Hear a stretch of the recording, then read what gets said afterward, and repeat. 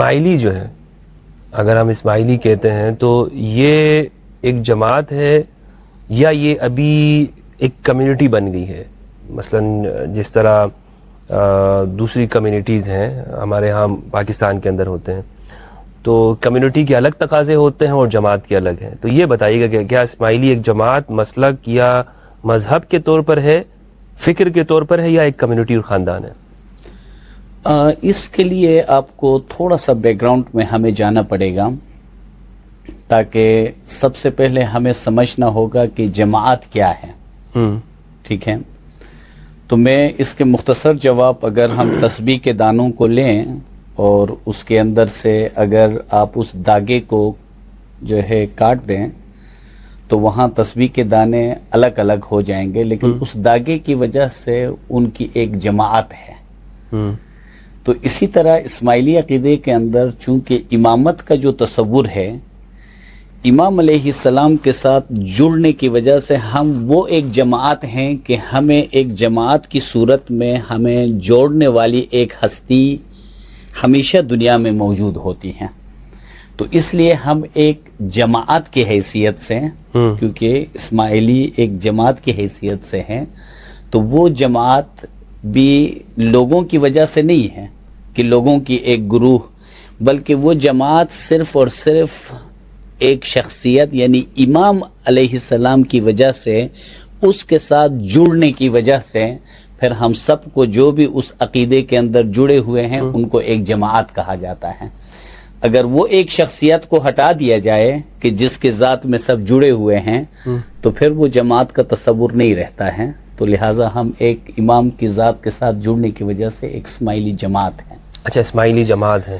بالکل. تو یہ جو کمیونٹی کا جو تصور ہے، یعنی مثال کے طور پر اگر جماعت ہیں تو پھر اس کا مطلب یہ ہوا کہ اس جماعت کے اندر بہت سارے اور لوگ بھی شامل ہو سکتے ہیں. اس کے لیے تھوڑا سا ہمیں سب سے پہلے اسماعیلی تصور کو یا دین حق کے تصور کو دیکھنا ہوگا. اچھا، اگر آپ نظریاتی طور پہ دنیا کو دو حصوں میں تقسیم کریں، ایک وہ لوگ ہیں جن کے یہاں پہ خداوند تعالیٰ کی طرف سے اس دنیا کے بعد سزا اور جزا کا ایک تصور ہے. ٹھیک ہے، جن کو اہل ادیان کہتے ہیں. اور دوسرے وہ لوگ ہیں جن کے یہاں پہ کہ اس دنیا کے بعد نباتات کی طرح انسان اگا، مرا، اس کے بعد کوئی حساب کتاب نہیں ہے، جو کچھ بھی ہے یہ دنیا ہے. یہ دو بڑے گروہ آپ کو پتہ ہے دنیا میں. اہل ادیان میں بت مت بھی ہے، اہل ادیان میں آپ کے جو سزا اور جزا کا تصور رکھتے ہیں اس کے اندر ہندو بھی ہیں، اس کے اندر عیسائی بھی ہیں، یہودی بھی ہیں، مسلمانوں کے تمام فرقے ہیں. تو سب کا عقیدہ یہ ہے کہ اس دنیا میں آپ جو کچھ کرو گے مرنے کے بعد اس کی سزا اور جزا کا ایک تصور ہے. لیکن جو اہل ادیان ہیں وہ بھی نظریاتی طور پر عقیدے کے لحاظ سے وہ بھی دو حصوں میں تقسیم ہیں. اچھا، ایک تقسیم کیا ہے کہ کچھ یہ کہتے ہیں، مثلا آپ اگر کوئی ہندوؤں سے پوچھیں تو وہ کہیں گے کہ آج سے 8,000 سال پہلے، ایک روایت کے مطابق، ان کے مطابق 10,000 سال پہلے جب رام کا زمانہ تھا تو وہ ایک بہترین دور تھا اور خدا کی طرف سے ایک شخصیت آئی تھی اور اس نے دنیا میں انصاف کا کام کیا، ہدایت کا کام کیا. 8,000 سال پہلے جو شخصیت آئی تھی اس کی تعلیمات کافی ہیں. اس کے بعد کسی شخصیت کی دنیا میں آنے کی ضرورت نہیں ہے. جو بھی انہوں نے بیان کیا تو اس پہ زندگی ہم گزار سکتے ہیں. اور پھر جب آپ یہودیوں میں آئیں تو وہ کہتے ہیں کہ نہیں، کوئی 3-4 ہزار سال پہلے حضرت موسیٰ علیہ السلام دنیا میں جب تشریف لائے تھے تو وہاں تک ضرورت تھی ہادی کی. 4,000 سال اس ہادی کے بغیر گزارا ہو سکتا ہے. تو عیسائی کہتے ہیں کہ نہیں، 4,000 سال کافی نہیں ہے.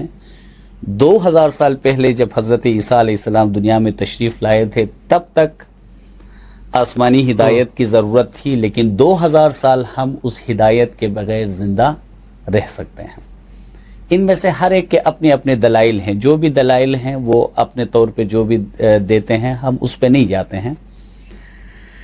پھر جب اسلام حضرت محمد مصطفیٰ صلی اللہ علیہ وآلہ وسلم جب دنیا میں تشریف لائے تو اس کے بعد بھی جو شیعہ عقیدہ ہے تو اس کے مطابق امامت کا ایک سلسلہ ہے، اس کے جانشین کے طور پہ وہ جو تعلیمات لے کر آئے ہیں ان تعلیمات کی وضاحت کرنے کے لیے جس طرح سے پیغمبر صلی اللہ علیہ وسلم کو خداوند نے بھیجا تھا تو اس کے جانشین کو بھی خداوند نے ہی مقرر کیا ہے، اور وہی شخصیت اس کی وضاحت کے لیے دنیا میں وہ شخصیت ہونی چاہیے۔ کچھ لوگ کہتے ہیں کہ نہیں، پیغمبر صلی اللہ علیہ وسلم کے بعد جو ان کے ارشادات ہیں وہ ارشادات ہم لوگوں سے سن کر ہماری ہدایت کے لیے کافی ہیں، پھر کسی شخصیت کی ضرورت نہیں ہے۔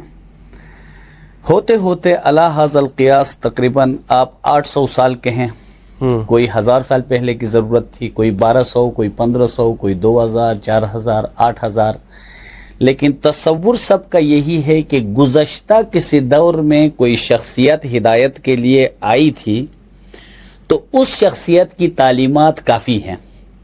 لیکن اسماعیلیوں کا تصور یہ ہے کہ جو خداوند تعالیٰ کی طرف سے جو خدا کا خلیفہ ہے وہ دنیا میں حی و حاضر ہونا چاہیے۔ اگر دنیا میں 2 لوگ بھی موجود ہوں ان میں سے ایک خداوند کی طرف سے ہادی کی حیثیت سے وہ شخصیت ہوگی، اور دوسرا وہ جس کو ہدایت کی ضرورت ہے۔ تو لہٰذا اسماعیلی عقیدے کے اندر جو ہے یہ شخصیت، یہ ہستی ایک لمحے کے لیے بھی یہ دنیا اس ہستی سے خالی نہیں رہ سکتی ہے۔ اچھا، یہ اصل میں بنیادی تصور ہے کہ ہادی سے خالی نہیں رہے گی۔ ہم حاضر امام اور ہم خدا کے خلیفے کو حی و حاضر مانتے ہیں۔ اب ماننے کو سب مانتے ہیں، اب ہمارے دلائل کیا ہیں کہ ہم کیوں مانتے ہیں کہ امام کو حی و حاضر ہونا چاہیے، ٹھیک ہے؟ تو اس کے لیے پھر آپ جب اسماعیلی فلسفے کو پڑھیں گے تو آپ کو پھر اندازہ ہوگا کہ ہم کن کن بنیادوں پر، میں یہاں پہ مختصر، جب حضرت آدم علیہ السلام کو خداوند نے چنا، جب اس کو بھیجا لوگوں کی ہدایت کے لیے، انی جاعل فی الارض خلیفہ، تو جب خداوند نے زمین میں اپنے خلیفے کو بھیجا تو ہمارا عقیدہ یہ ہے کہ زمین سے مراد اہل زمین ہیں،